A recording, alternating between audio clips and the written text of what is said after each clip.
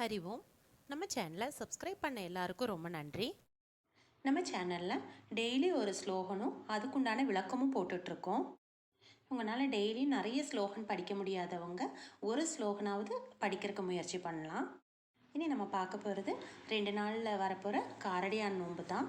இந்த நோன்பு சுமங்கலி நோன்பு அப்படின்னு சொல்லுவாங்க. இதை சாவித்திரி நோன்பு அப்படின்னும் சொல்லுவாங்க. உங்கள் எல்லாருக்கும் சத்யவான் சாவித்திரியோட கதை தெரிஞ்சிருக்கும் அப்படின்னு நினைக்கிறேன்.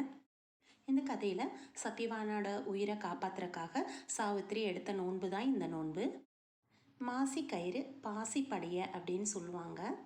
இந்த மாசி மாதம் நம்ம மஞ்சள் கயிறு கட்டிக்கிட்டோம்னா நம்ம வீட்டுக்காருக்கு தீர்க்க ஆயுசு கிடைக்கும் அப்படிங்கிறது ஐதீகம்.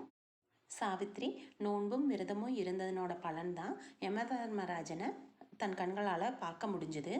சாவித்திரி தன் கணவனோட உயிர் மட்டும் இல்லாமல் தன் பிறந்த வீட்டுக்கு ஒரு ஆண் வாரிசு வேணும் அப்படின்னும், தன் கணவனின் தாய் தந்தையருக்கு கண்கள் தெரியாமல் இருக்கும், அந்த கண்ணு தெரியணும்னு, இழந்த செல்வங்களும் அரசாட்சியும் தமக்கு மீண்டும் கிடைக்கணும் அப்படின்னும் அவங்க கேட்டுக்கிறாங்க. சாவித்திரி தன்னோட புத்தி சாமர்த்தியத்தினால தன் கணவனோட உயிரை திரும்ப பெறாங்க. அதே மாதிரி நாமும் நம்ம இந்த பூஜையை செய்து நமக்கு வேண்டிய செல்வத்தையும் நம் கணவரினோட ஆயுசும் நீட்டி கிடைக்கணும் அப்படின்னு சொல்லி நம்ம வேண்டிக்கலாம். பெண்கள் எப்போவுமே கடவுள்கிட்ட மட்டும் இல்லை, யார்கிட்ட பேசும்போதும் நம்ம என்ன விஷயம் சொல்ல போகிறோமோ அதை தெளிவாக பேச கற்றுக்கணும்.